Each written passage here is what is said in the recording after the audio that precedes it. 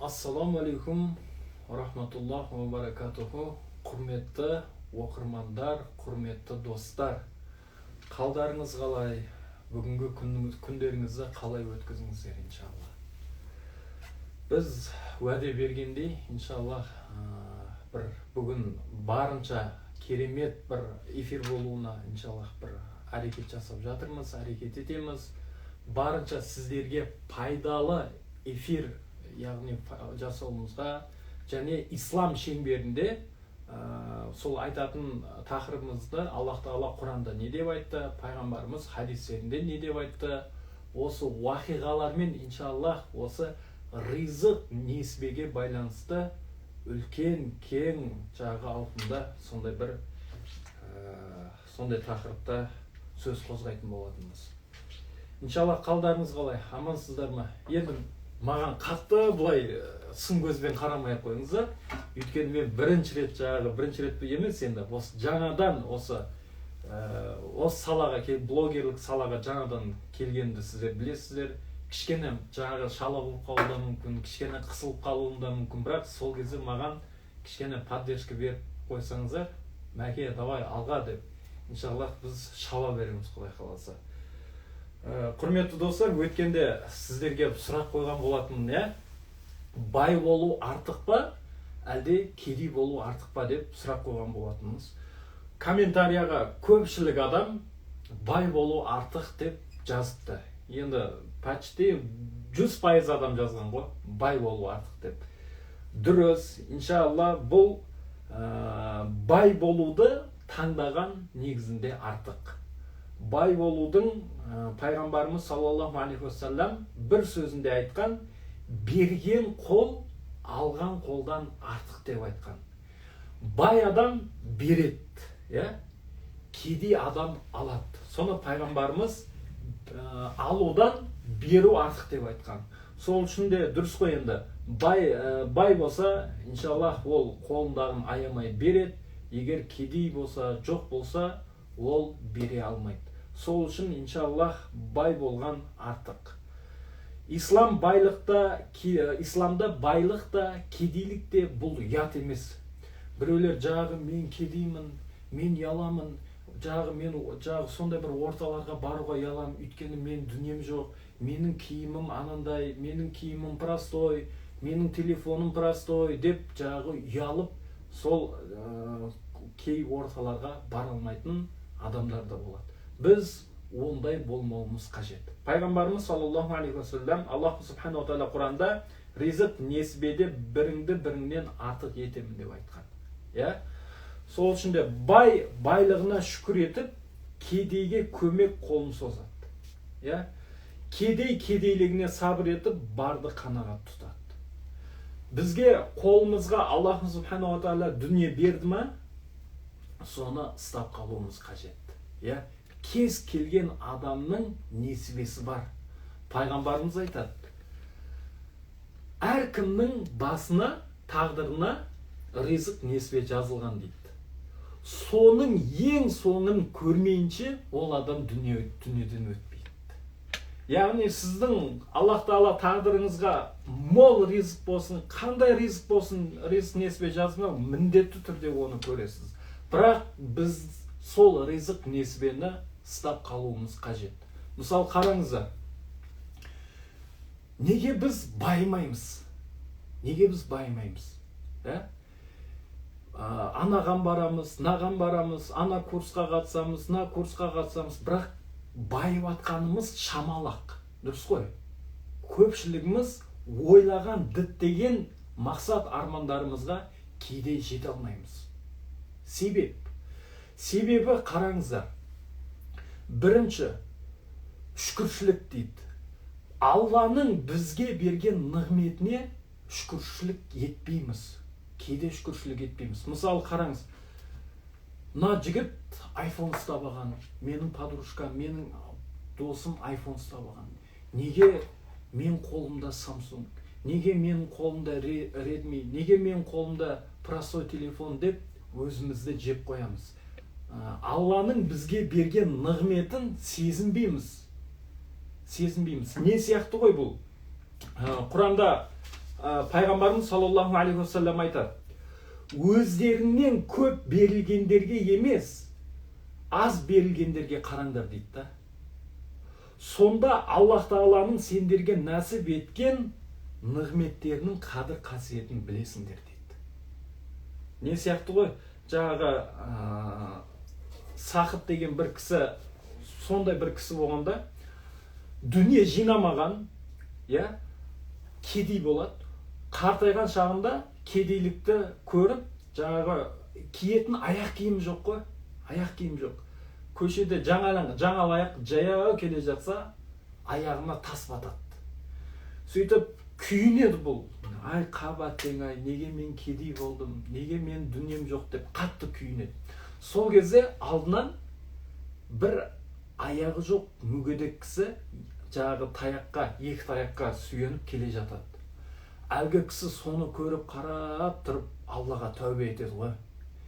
Аллахым, егер ана кісінің арманы дейді да, менің аяғым болса еді, осы таяқты тастап, жалаң аяқ болса да жүретін ем деп ол армандап келе жатыр дейді да.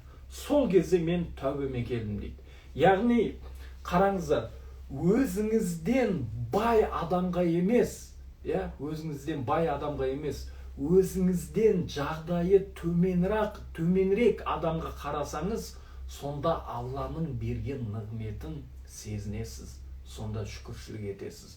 Өйткені қараңыздар, мысалы, сізде машина болсын, Nexia машина болсын.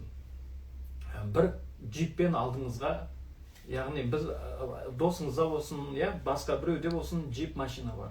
Сіз соған қарайсыз да, мен байғұс қашан осындай машина міне дегем, қашан мен де осындай бай бола дегем деп армандайсыз, Бірақ сіз, Аллахтың субхану ва тағала сізге нығметті берді ғой, соған сіз қанағаттанбай әлгі кісінің дүниесіне қызығасыз. Сол да адамның ризық несібесін кемітеді деген. Содан кейін ризық несібеге байланысты, құрметті достар, нәрсені біз білуіміз керек. Ризық несібеде, егер бай болғыңыз келсе, ризық несібеңіз яғни артқаныңызды қаласаңыз, 7 амал бар. Осы 7 амалды істесеңіз, инша Алла ризық несібеңіз артады. Өйткені бұл 7 амал, қараңыздар, бұл үлкен ғалымның сөзі емес. Бір Пушкиннің сөзі емес. Басқа да жазушылардың, ақындардың сөзі емес. Бұл ұлы Аллах Тағаланың біздерге айтып өткен насихаты. Пайғамбарымыз саллаллаху алейхи уассаламның несі хадистерінде бар. Осы біз Алланың айтқандарына амал етіп, яғни осы 7 амалды орындайтын болса, ризық есіктері біздерге кеңінен ашылады. Солардың біріншісі тақуалық. Тақуалық. Алладан шынайы түрде қорқу. Осы ризық несібеңіздің көбеюіне тікелей себепкер болады. Тақуалық деген қандай? Тақуалық деген біздерде осындай жағдай болады. Көпшіліктің арасында біз өзімізді тақуа қып көрсетеміз. Жаңағы біреу күнә жасаса, күнә жасамаса деп айтамыз. Біреу жаңағы пиво ішіп жатса, пиво ішпесе бұл харам ғой деп айтамыз. Жаңағы біреулер ғайбат айтып жатса, бұл ғайбат қой, не істеп жатсыңдар деп айтып тоқтатамыз. Өзіміз жеке қалған кезде, сол нәрселерден тыйылатын болса, нағыз тақуалық сол да. Нағыз тақуалық көпшіліктің арасындағы тақуалық емес, жеке қалғандағы тақуалық. Осыны біз естен шығармауымыз керек. Тақуалық жайлы Аллах Тағала Құранда айтады. Кім Алладан қорқса дейді, қорқса, оған қиындықтан шығатын жол жасап қояды дейді. Сізде қандай қиыншылық болсын, басыңызға қандай проблема түссін, басыңызды төмен түсірмеңіз. Өзіңізді жеп қоймаңыз, өзіңізді тастап қоймаңыз, кеудеңізді тік көтеріңіз, басыңызды тік ұстаңыз. Екі алақаныңызды көкке жайып Аллахтан дұға етіңіз. Аллах соны айтады. Кім менен қорықса, кез келген қиындықтан шығатын жол жасап қояды дейді Аллах Тағала. Және оған күтпеген жерден, ол ойламаған жерден Аллах Тағала ризық несібі береді деді. Және де кім Аллаға тәуекел етсе, бір істі бастайын деп жатсыз ба? Бір істі Аллаға тәуекел етіңіз. Айтыңыз, Аллахым, өзіңе ғана тәуекел еттім. Саған ғана арқа сүйедім. Аллахым, нәтижесін мен саған тапсырдым. Мен саған әрекет етем. Бірақ нәтижесін өзіңе тапсырдым десеңіз, шындығында Аллах Тағала өз ісін соңына дейін жеткізіп қояды. Бізден осы тақуалық сипаты біздің бойымызда бар болса, иншаллах кез келген қиындықтан шығатынымыз хақ. Өйткені қиыншылықтан шығаратын кім? Сіздің досыңыз ба? Я болмаса сіздің ата-анаңыз ба? Я болмаса сіздің бауырларыңыз ба? Жоқ. Кез келген қиыншылықтан шығаратын бұл Алла емес ба?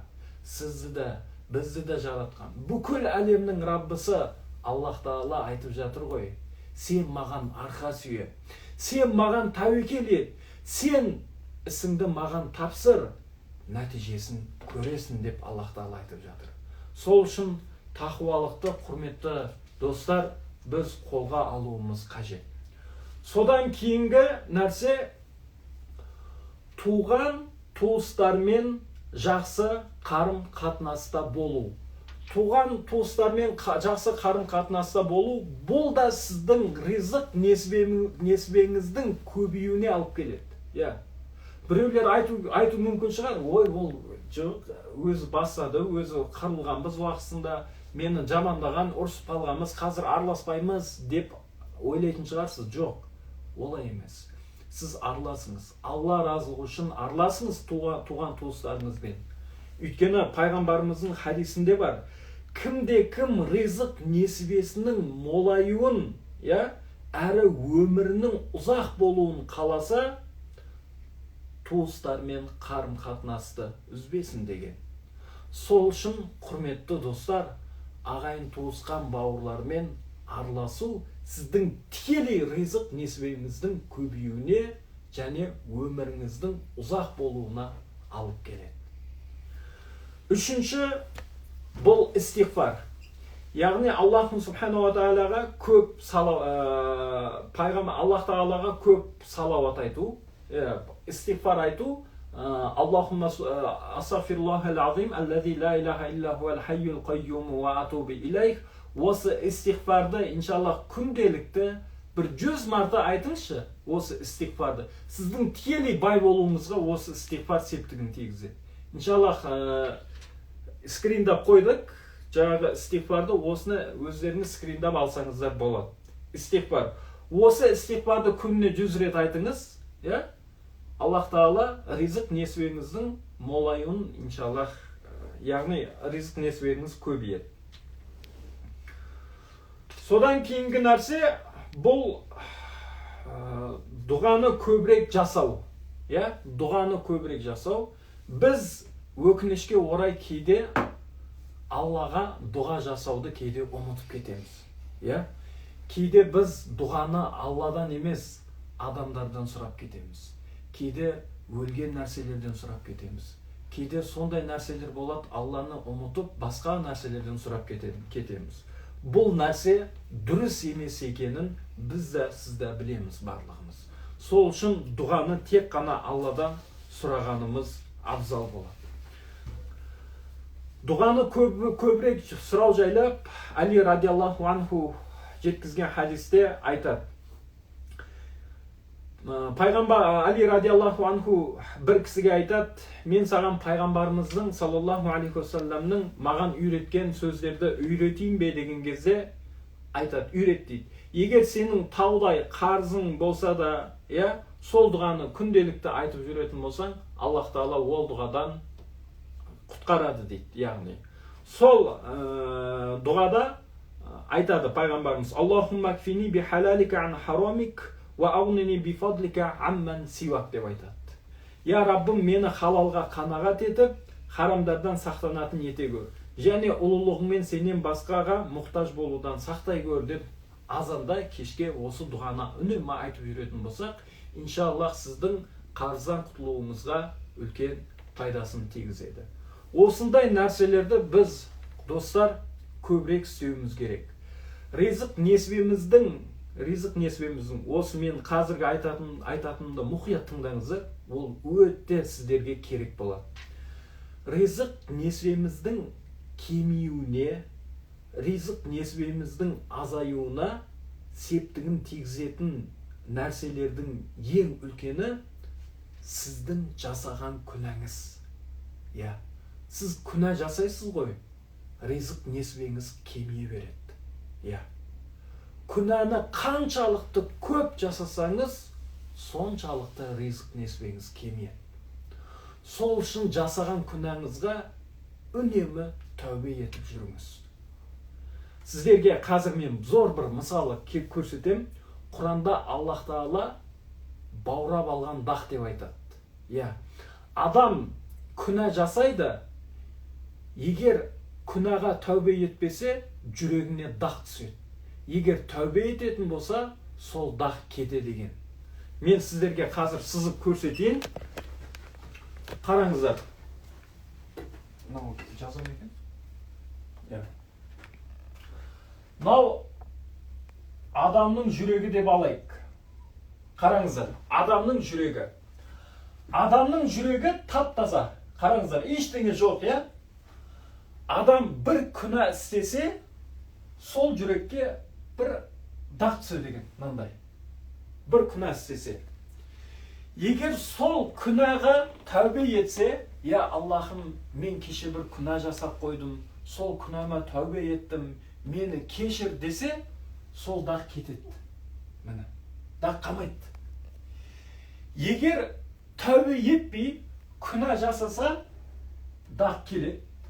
Тәубе етпесе, және дақ түседі. Тәубе етпесе, дақ көбейе береді үстіп. Міне. Дақ осылай көбейеді. Дақтың көбеюінің себебінен біздің ризық несібеміздің жолдары жабылады. Сіз қанша әрекет жасаңыз, жұмыс істеңіз, қанша ниетіңіз, бірақ күнәңіз көп болса, ризық несібеміздің жолын жабылады. Ойлаңыз, сіздің ризық несібеміздің есігін кім ашады? Бауырыңыз аша ма? Болмаса достарыңыз аша ма? Жоқ, Алла ашады ғой. Сіздің ризық есіктеріңізді Алла ашады. Сол үшін ашылсын, ризық несібем көбейсін десеңіз, жасаған күнәңізға тәубе етіңіз. Өйткені күнәнің көптігінен ризық жолдары жабылады. Мен түсіндіре алдым ба сіздерге? Осындай, құрметті достар, осындай нәрселерге біз барынша мән бергеніміз жөн.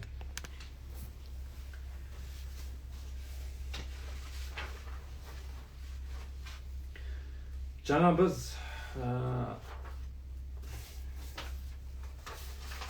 айтып өттік,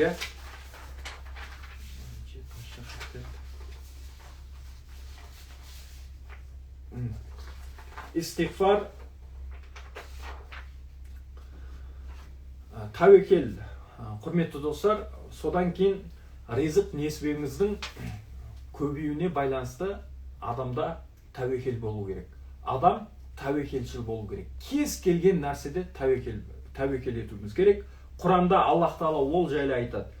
Ал кім Аллаға жүгініп, оған тәуекел етсе, ол оған жеткілікті дейді. Аллаға жеткілікті. Біз қалай тәуекел етеміз? Мысалы, бір істі бастайын деп жатсыз да, Сонымен сіз бірінші Аллаға дұға етесіз. Аллахым, осы бастайын деп жатқан ісімнің жақсылығын бере көр. Аллахым, осы бастайын деп жатқан ісімнің жақсылығын беріп, өзің Аллахым соңына дейін жеткізе көр. Мен тәуекел еттім, Аллахым, мен саған ғана тәуекел еттім, нәтижесін өзіңе тапсырдым деп Алланың атын айтып тұрып тәуекел етсеңіз, иншаллах Аллах Тағала сол істің хайырын, жеңілін Аллах Тағала сізге көрсетіп қояды.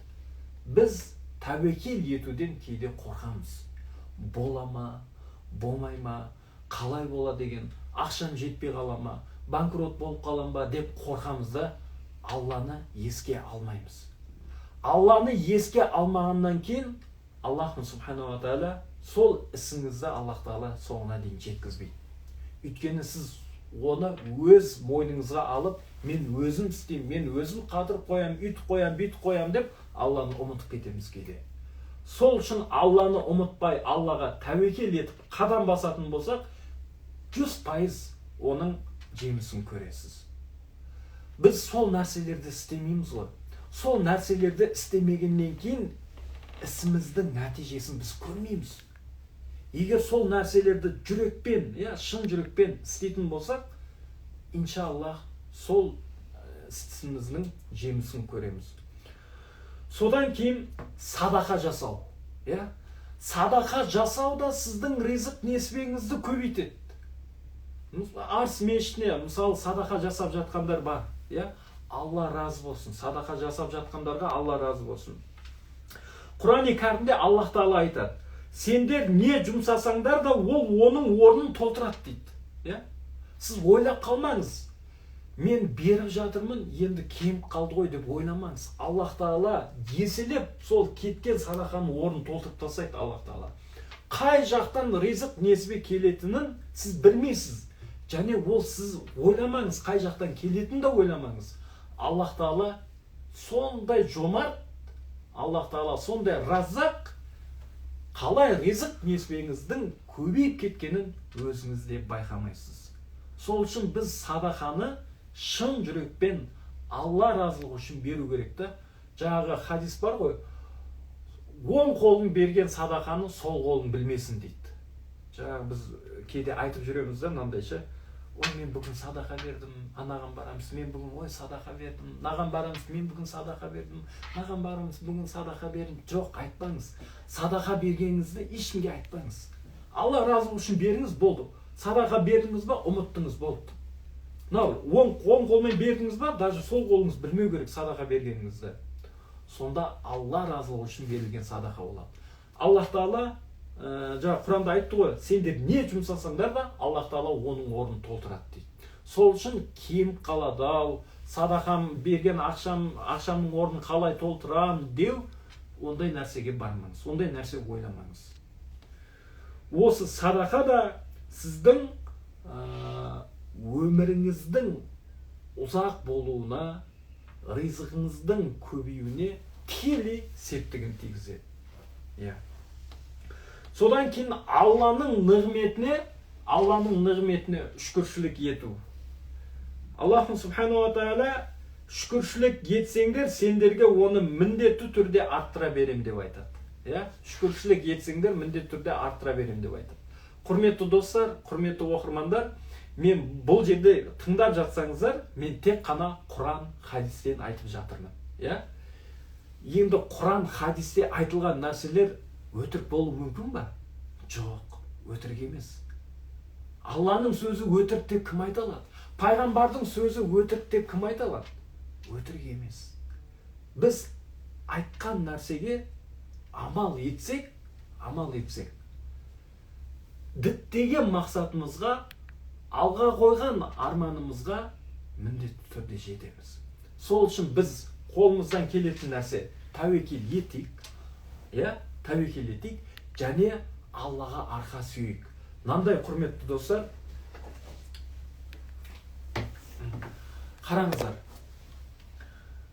біз бір істі бастайтыннан алдын, жарайды, кез келген нәрсе болсын, жұмыс болсын, я болмаса үлкен бір жиналысқа шығайын деп жатсыз, я болмаса бір егін деп жатсыз, я болмаса мектеп соғайын деп жатсыз, я болмаса мешіт соғайын деп жатсыз, я болмаса садақа берейін деп жатсыз, я болмаса жол салайын деп жатсыз. Қалай істеу керек? Қараңыздар. Сіз бірінші Алланы еске аласыз. Аллаға дұға етесіз. Я Аллахым, осы бастайын деп жатқан ісімді Аллахым жеңілдетіп қойшы. Және маған абыройымды арттырып, кемшілігімді жасырып қойшы. Аллахым, мені өзің көріп тұрсың. Мен осындай істі бастайын деп жатырмын. Мен саған тәуекел етейін деп жатырмын. Аллахым, мен бұның нәтижесін қандай болатынын білмеймін. Нәтижесін мен саған тапсырдым, Аллахым. Мен саған арқа сүйедім. Мен саған тәуекел еттім. Я Рабби, я Раббым, сен мені қолдай көр. Аллахым, маған күш-қуат бере көр деп, Бисмиллахир-рахманир-рахим деп тәуекел етіңші. 180% артық менен мақсатыңызға жетесіз. Сол үшін де, құрметті достар, біз тәуекел етуіміз керек. Аллаға арқа сүйеуіміз керек. Біз қашан Аллаға арқа сүйесек, сол кезде біздің жұмысымыз, яғни өз нәтижесін береді, иншалла.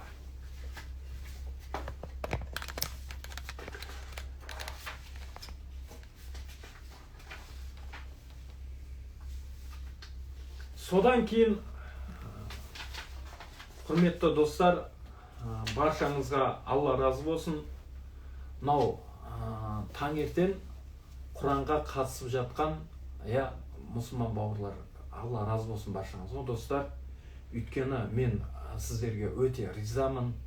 Таңертең тұрып, ұйқыларыңызды қиып, осы Аллах Тағала менің дұға тілегімді қабыл етсе екен, Алланың кәләмін оқып, мен де сауап алсам екен деп ниет етіп тыңдап жатсыздар.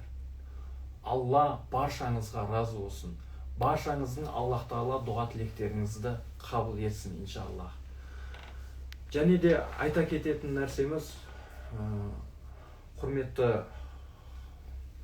достар, біз Аллаға әрдайым арқа сүйеуіміз керек. Біз сол Аллаға арқа сүйеп үйренейікші. Аллаға тәуекел етіп үйренейікші. Аллаға қарап қадам басайықшы. Сонда Аллах Тағала нәтижесін береді. Жолыңыз болмай жүрма, ризығыңыз артпай жүрма, бай болуды қалайсыз ба, жолыңыздың болғанын қалайсыз ба, тахаджуд намазын оқыңыз. Түннің 1/3 бөлігі. Сол хадисте келеді ғой. Түннің 1/3 бөлігінде Аллах Тағала менен дұға тілейтін пендем бар ма екен? Дұғасын қабыл етейін. Менен байлық сұрайтын пендем бар ма екен? Байлық берейін. Менен денсаулығына шипа сұрайтын пендем бар ма екен? Шипа берейін. Менен көлік сұрайтын, кез келген нәрсе сұрайтын пендем бар ма екен? Мен қабыл етейін деп, Аллах Тағала сол тахаджуд намазының уақытында пенделеріне айтады екен. Сол уақытқа тұрыңыз. Мақсатқа жету, арманға жету бұл оңай емес қой. Ұйқыңызды қиыңыз, тұрыңыз, дәрет алыңыз. 2 ракағат болса да, тахаджуд намазын шын жүрекпен беріліп тұрып, жылап тұрып Аллахтан сұраңызшы. Егер Аллах Тағала бермесе, көресіз. Бірақ Аллахым субхана ва тағала жомарт қой. Әр-Разақ, Аллах Тағала ризықтандырып қояды кез келген нәрсені. Сол үшін, құрметті достар, осы нәрселерді, айтылған нәрселерді біз іске асыруымыз керек. Егер арманға, мақсатқа жеткіміз келетін болса. Және бір айта кететін нәрсе, құрметті достар, мынау біз дұға тілейміз ғой. Кейде дұға тілегіміз қабыл болмай қалады. Кейде ойлап қаламыз, неге мен дұға тілегім қабыл болмайды деп ойлап қоямыз да. Вроде мен нормальный дұға жасап жатырмын, бірақ дұға тілегім жоқ, қабыл болмай жатыр. Аллах Тағала мен ұмыт кеттім екен. Ол қалай болды деп кейде өзіміз ойланып, өзімізге сондай сұрақ қоямыз да. Құрметті достар, дұғаның өзінің білесіздері 3 шарты бар екен. Құранда Аллах субхана ва тағала айтты ғой, пендем 2 қолын жайып тұрып менен дұға сұраса, оны қабыл алмаудан ұяламын деді. Сіздің жасаған дұға тілегіңіз қиямет ақыретке алынады. Бір. Я болмаса сіздің алдыңыздан келетін жаман жол апат болсын, басқа нәрсе болсын, соған тойтарыс болады. Я болмаса дұға тілегіңіз сұрағаныңыз беріледі. Біз енді қалай сұрауымыз керек? Мысалы қараңыз. Алхамдулилля, уассалату уассаламу аля расулилля. Я Раббана Карим, я Аллахым, мен қарызбын. Үлкен көлемде, үлкен суммада мен қарызым бар. Сол қарызым Аллахым мені уайымнан шығартпай қойды. Азанда да, кеште де, ұйықтасам да, тұрсам да, тамақ ішсем де, отырсам да, жатсам да, сол қарыз менің миымнан шықпай қойды. Я Аллахым, сол қарыздан құтылуға Аллахым мен мұқтаж болып тұрмын. Я Раббана Карим, на бейшара құлың Аллахым сол қарыздан құтылуға мұқтаж болып тұр. Маған көмек берші Аллахым. Сол қарыздан құтылуыма сен көмек берші. Сен раззақсың, сен рахмансың, сен рахимсың деп дұға етіңізші. Әсіресе тахаджуд намазында қарызыңыздан құтыласыз. Қарызыңыздан құтыласыз. Сіз оған кәміл сеніңіз. Аллах Тағала сенген пенделерін қатты жақсы көреді. Дұғаны шын жүрекпен жасаңыз. Айтады ғой, құлықсыз жасалған дұға тілек қабыл болмайды дейді. Яғни бұл қалай деген? Шын жүрекпен емес, жай әшейін Алла деп айтамыз. Алла деген сөз аузымыздың бір ұшында ғана қалып кетеді. Бірақ жүрекпен айтпаймыз да. Сол жүрекпен емес, жай айтылған сөз ол дұға тілек қабыл емес дейді. Сол үшін біз шын жүрекпен, ихсан дәрежеде дұға ететін болсақ, Аллах Тағала кез келген дұғаны қабыл етеді. Кез келген проблемаңызды Аллах Тағала шешіп береді.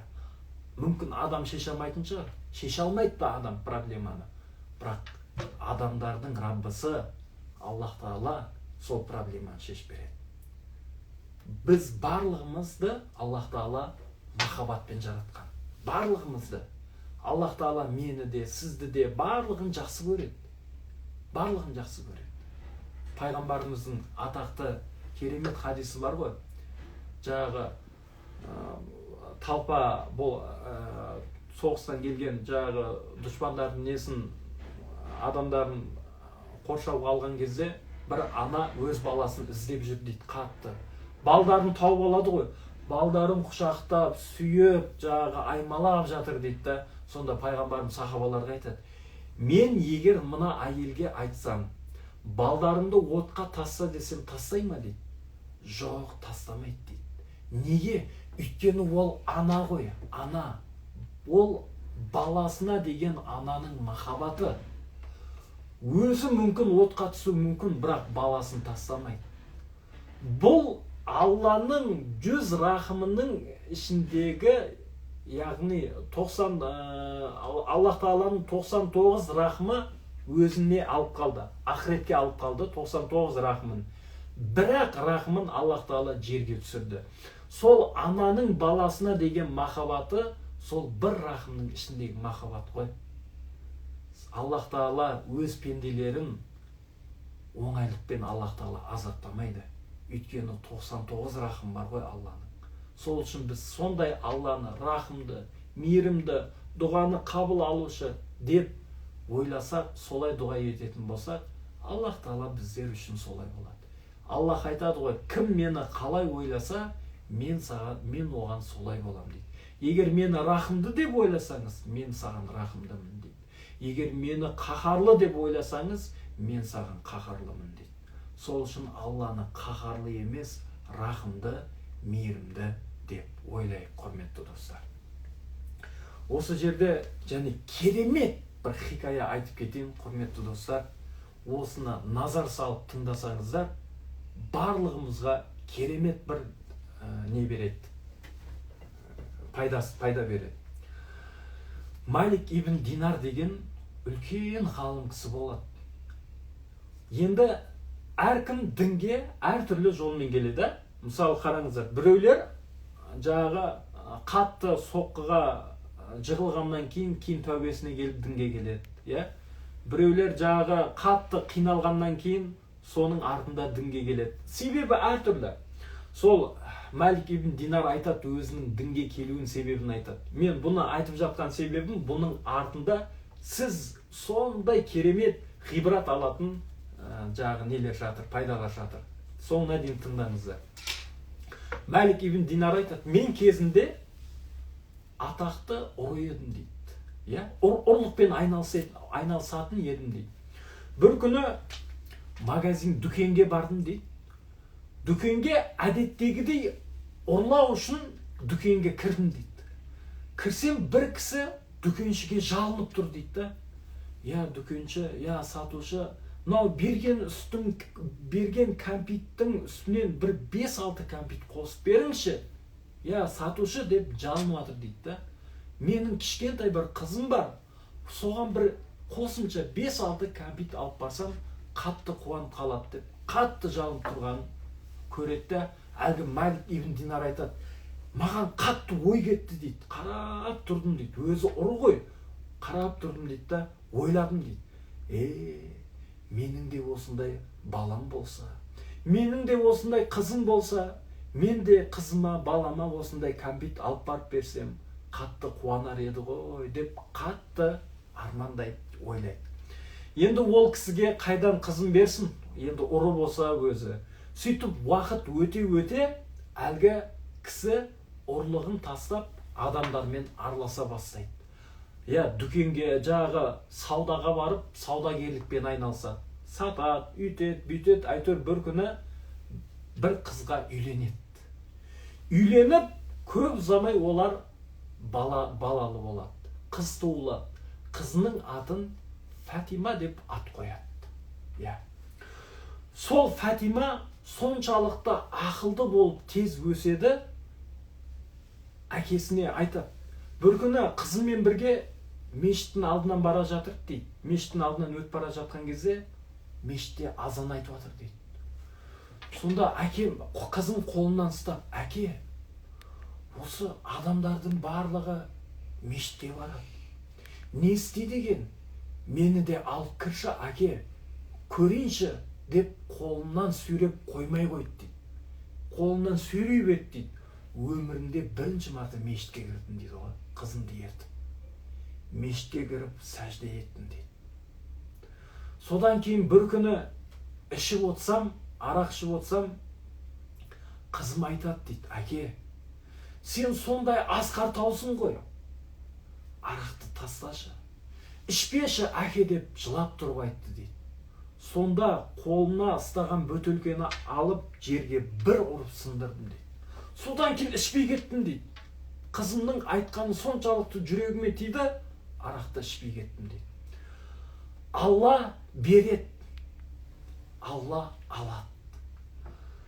Тілі татты қызым сондай әдемі болып өсіп келе жатқан жерден Алланың қалауымен дүниеден өтті дейді. Қызым қайтыс болды дейді. Кішкентай қызым, Фатима деген қызым дүниеден қайтты болды. Сөйт, мен бұрынғы ішкен ба, содан кейін қатты ішетін болдым дейді. Мен сыра майханадан шықпай қойдым дейді. Майханаға кірем, ішем, есімді талғанша ішем дейді. Талғанша ішем. Өйткені қызымның дүниеден өткені мен үшін қатты ауыр болды дейді. Мынау жарық әлем мен үшін қап-қара болып кетті дейді. Өйткені оңай емес қой. Адам баласынан, қызынан айырылу бұл оңай дүние емес бұл. Соншалықты ішкенім есімді білмей үйге келіп құладым дейді. Қатты құладым дейді. Түс көрдім дейді. Түсінде мені үлкен бір аждаһа қуып келе жатыр дейді. Мен қашып келе жатырмын, ол қуып келе жатыр. Сонымен көмек бер деп айқайлаймын, ешкім жоқ. Сөйтіп қарасам алдымнан бір үлкен ақсақал қария шықты дейді. Өзі таяғына сүйеніп алған, әрең тұр, өзі құлайын деп тұр. О, аташы, маған көмектес, мені айдаһар қуып келе жатыр. Қуып келе жатыр деген кезде, ей балам, мен қолымнан не келеді? Өзімнің ахуалым мынау, тұрысым мынау. Ата, қайда қашайын, хотя еш болмаса соны көрсетші десе, Онда былай қаша сал деп бір жақты көрсете салды дейді. Солай қашып кете бердім, қарасам үлкен бір таудың ішіне кіріп кеттім дейді. Қарасам кішкентай сәбилер, балдар ойнап жүр дейді. Бүйтіп қарасам арасынан Фатима қызым жүгіріп шықты дейді. Құшақтап, осы дүниедегідей құшақтап, қызым деп көрісіп жатқан кезде әлгі аждаһа есіме түс қалды дейді. Артыма қарасам уже келіп қалған дейді. Сонда қызым кет деп аждаһаға ымдап, аждаһаны кетіріп жіберді дейді. Сонда мен сұрадым дейді, қызым бұл не? Неғып мені бұл қуып келе жатыр деген кезде қызым айтты дейді, әке, сіздің соншалықты күнәларыңыздың көбейіп кеткені, күнәларыңыз аждаһа іспеттес болып кетті дейді. Айдаһар іспеттес болып кетті дейді. Ана алдыңыздан шыққан ақсақал, бұл сіздің істеген сауап амалыңыз дейді. Сауап амалыңыздың соншалықты аздығы, ештеңеге күші жетпейтін, ештеңеге жағы қауқары жоқ бір шал іспеттес болып қалды дейді. Сонымен көзімді ашып оянып кеттім дейді.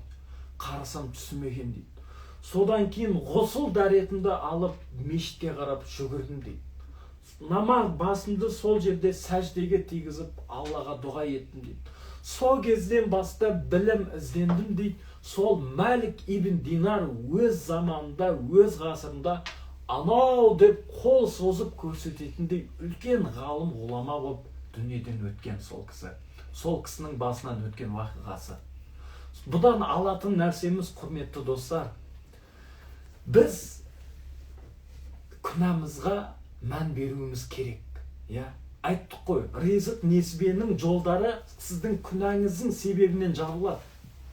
Күнәңізға қараңыз, күнәңіз көбейіп кетпесін, күнәңізға тәубе етіңіз. Күнәңізға тәубе етіңіз. Себебі сіздің күнәңіз көбейіп кетсе, сіздің күнәңіздің соншалықты көбейіп кеткені сіздің ризық несібеңіздің жауылуына, ризық несібеңіздің есігінің жауылуына ол себепке болады күнәңіздің. Күнәларға қарайық. Тәубе етейік. Бір күнә істедік па, Аллахым, мен сол күнәні кешір. Аллахым, мен білмей істеп қойдым. Аллахым, мен ашумен біліп істеп қойдым. Я Раббил Аламин деп кешірім сұрасаңыз, Алла кешіреді. Сіздер білесіздер, мен өткенде де айтқам. Екі иықта екі періште отырады, Екі иықта екі періште отырады. Оң иықтағы періште сіздің сауап амалдарыңызды жазады. Мына пәленше осындай сауап амал істеді, пәленше осындай істеді, пәленше мынандай істеді деп сіздің сауап, сол істеген сауап амалыңыздың өзін ғана жазбай қоймай, еселеп, қосып жазады. Пәленше мынандай сауап істеді деп. Мынау сол иықтағы періште сіздің күнә амалыңызды жазады. Сіз бір күнә істейсіз ғой, бір күнә істегеннен кейін мынау оң иықтағы періште сол иықтағы періштеге басшысы екен. Сол иықтағы періште оған бағынады. Сонда күнә жазатын періште оң иықтағы періштеден сұрайды екен. Не істейін? Күнә жазайын ба деп сұрайды екен. Сонда оң иықтағы періште айтады, жоқ, сабыр ет, тоқта. Кішкене уақыт берейікші. Қазір ол тәубе ететін шығар. Кішкене уақыт берейік, тәубе етеді. Сонда ол жазылмайды дейді. Сіз күнә жасайсыз. Сол кезде сол иықтағы періште сіздің күнәңізді жазбай күтеді екен ғой. Мүмкін пенде тәубе етіп қалатын шығар деп. Сіз тәубе етпейсіз. Күнәні жасай бересіз. Қарамайсыз, Сонда оң иықтағы періште айтады екен сол иықтағы періштеге. Онда дейді, сол күнәнің өзін ғана жаза сал деп айтады екен. Қосып жаз деп айтпайды да, өзін ғана жаза сал деп айтады екен. Сол үшін сол біздің күнәларымыздың көбейіп кете береді, ризық жолдарымыз жабыла береді. Сіз ризық несібеңіздің жолын ашылу үшін кімге барып оқытсаңыз да бар ғой, кімге барып оқытсаңыз да пайдасы жоқ, пайда бермейді. Пайдасы, сіз қалай ол есікті ашасыз, ризық несібеңіздің есігін? Қашан күнәңізға тәубе етесіз? Қашан Аллаға тәубе етесіз? қашан Аллаға тәуекел етіп, Аллаға арқа сүйейсіз, ризық есіктеріңіз, ризық несібе есіктеріңіздің жолдары ашылады. Мен осыны сіздермен бөліскім келген еді, құрметті достар. Өйткені бұны білетіндер де бар, білмейтіндер де бар. Дұрыс қой. Баршаларыңызға Алла разы болсын. Баршамыз бай болайық. Бай қуатты мұсылман болайық баршамыз.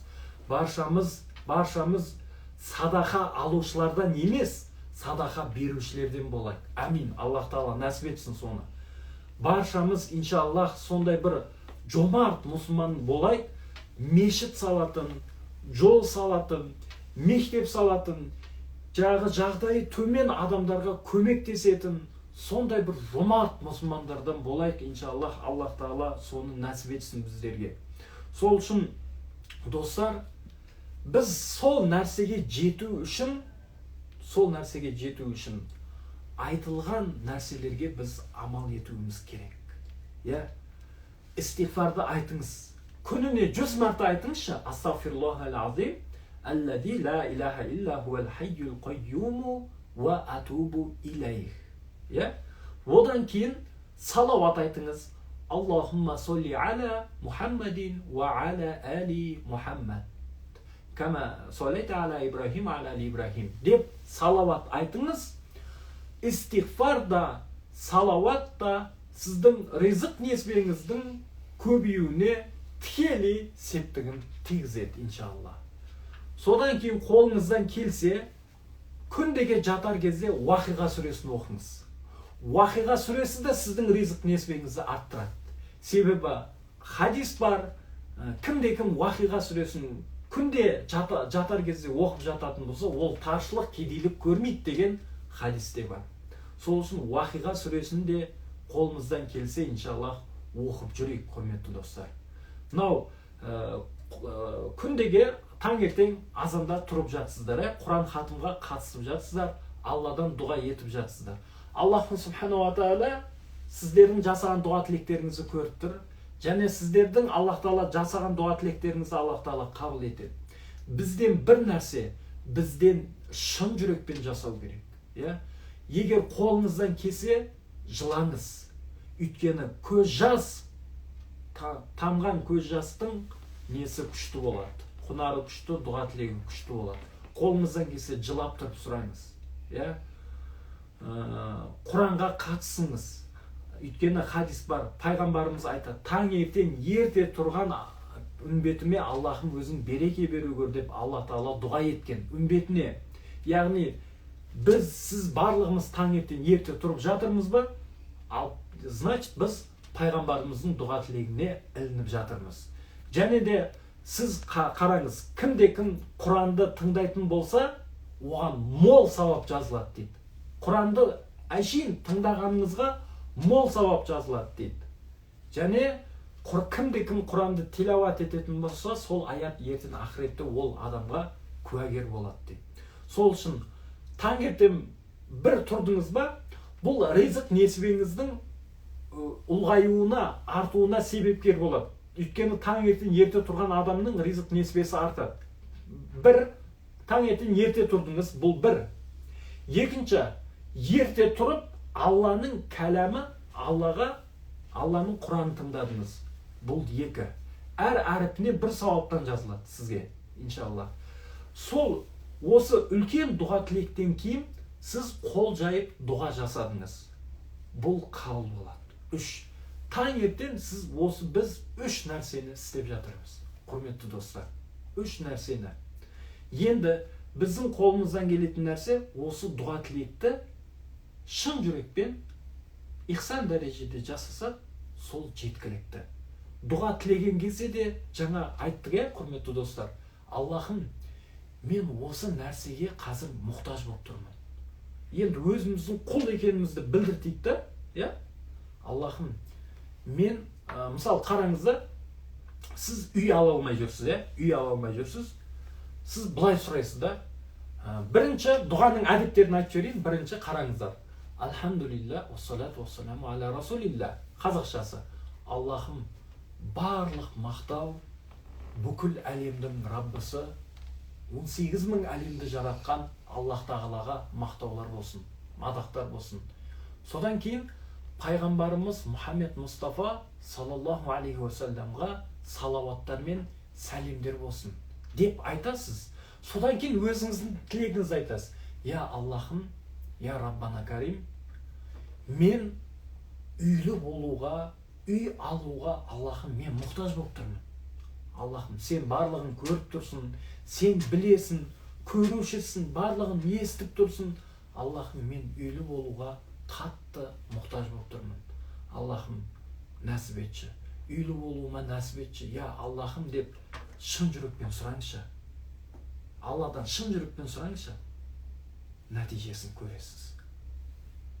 Біз Аллаға тапсырайықшы кез келген нәрсе. Өзіміз мен өзім алам, өзім любой проблеманы шешем, өзім үйтем, бүйтем деп өзімізге көп алмай қойықшы. Аллаға тапсырайық. Біз әрекет жасайық, болды. Біз әрекет жасаймыз да. Мысалы, қалай? Мысалы, бірдеңеге жету үшін біз соның себебін жасайық та, әрекетін, нәтижесін Аллаға тапсырайық. Сонда Аллах Тағала оның нәтижесін, жемісін береді біздерге.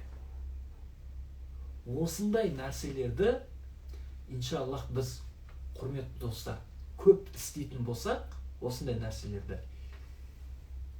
кез келген мақсат арманға жетуге болады. Оны ол арман мақсаттарға жету қиын, оған жете алмайым деген нәрсе бұл сіздің миыңызда ғана. Миыңызда ғана. Мен, құрметті достар, мына дұға тілекпен бар ғой, мына дұға тілекпен. Кез келген сементті да, кез келген тауды да қопарып жарып өтуге болады. Сіздің егер дұғаңыз мықты болса, кез келген нәрсеге жетуге болады. Біз осыны қолға алайық. Біздің, яғни крышамыз Алла болсын. Алла болсын. Кез келген нәрсені Алладан сұрайық. Бәтіңкеңіздің бауы жоғалып қалды ма? Алладан сұраңыз. Үйіңізде бүгін нан жейтін тамақ болмады ма? Алладан сұраңыз. Кез келген нәрсе. Сонда кез келген арман мақсатқа жетеміз. Біз бұған сенуіміз керек. Аллах Тағала баршаңызға Алла разы болсын. Аллаху субхану ва тағала баршаңызға екі дүниенің бақытын көруге нәсіп етсін. Құрметті достар, және қоса кететін нәрсем, таңертеңгі Құран хатымға иншаллах қатысыңыздар. Бұл біздерге беріліп жатқан, біздерге келіп жатқан бұл мүмкіндік. Енді мен қинап айтпаймын, мысалы Құран тыңдайтын кезде міндетті түрде дәреттеріңіз болсын, міндетті түрде орамалдарыңыз болсын деп айтпаймын, өйтіп қинамаймын. Мен айтатын нәрсем, Құран оқылып жатқан кезде басқа біреумен сөйлеспеңіз. Құран оқылып жатқан кезде басқа нәрсе тыңдамаңыз. Екі құлағыңыз Құранда болсын, жатып тыңдасаңыз да болады. Ең маңыздысы шын жүрекпен тыңдаңызшы. Шын жүрекпен Аллаға дұға етіңізші. Көп ұзамай, иншаллах, Аллах Тағала сізді күтпеген жерден ризық несібелі етіп қояды. Күтпеген жерден Аллах Тағала сізді көтеріп, күтпеген жерден Аллах Тағала сізге тосын сый жасап қояды. Баршаңызға Алла разы болсын. Аллах Тағала елімізге тыныштық, дінімізге Аллах Тағала амандық берсін. Кәні, алхамдулилlah, уассалату уассаламу аля расулилlah. Я Раббана Карим, Аллахым, саған ғана құлшылық ет, сенен ғана жәрдем тілейміз, Аллахым. Бүгінгі эфиріміздің Аллахым нәтижесін бере көр, хайырлы болуға Аллахым өзің нәсіп ете көр. Осында эфирге қатысқан барша оқырмандардың Аллахым қандай да болсын проблемалар болса, Аллахым сол проблемаларын Аллахым өзің шешіп бере көр. Аллахым қандай алға қойған мақсаттары болса, сол арман мақсаттарға оңай әрі тез арада жетуге Аллахым өзің нәсіп ете көр. Аллахым осында отқан барша оқырмандардың Аллахым дұға тілектерін өзің қабыл ете көр. Баршасына Аллахым осы дүниенің рахатын ахиреттің рахатын көруге нәсіп ете көр, я Роббана Карим. Аллахым, бүгінгі эфирімізді Аллахым өзің сауаптан ете көр, өзің қабыл ете көр. Аллахумма солли аля Мухаммадин ва аля алихи ва асхабихи ажмаин бирахматика Мухаммад. Аллаху акбар. Құрметті достар, және қосып айта кететін нәрсем, бүгінгі жағы эфирде айтылған барлық дұғалар иншаллах сториске салынады, соны скриндап алып пайдалансаңыздар болады. Және қосып кететін нәрсем, құрметті достар, бұл барынша Мұрат Анарбек парақшасы пайдалы парақша болады деген мен үміттемін. Барынша мен пайдаға жұмыс істеймін, сіздерге қалай пайда берсем болады, сіздерге қалай жағы сондай үйретсем болады деген ниетпенен мен Құран оқып жатырмын. Иншаллах осы Мұрат Анарбек парақшасына иншаллах барынша достарыңыз болса шақырыңыздар. Оларда жазылып алсын, тіркеліп алсын, оларда Құран хатымға қатыссын, оларда осындай эфирлерге қатыссын. Мүмкін оның дұға тілегінің қабыл болуына мүмкін сіз бенен біз себепкер болып қалармыз. Аллаху әлем. Бірақ біз үмітімізді үзбейік. Баршаңызға Алла разы болсын.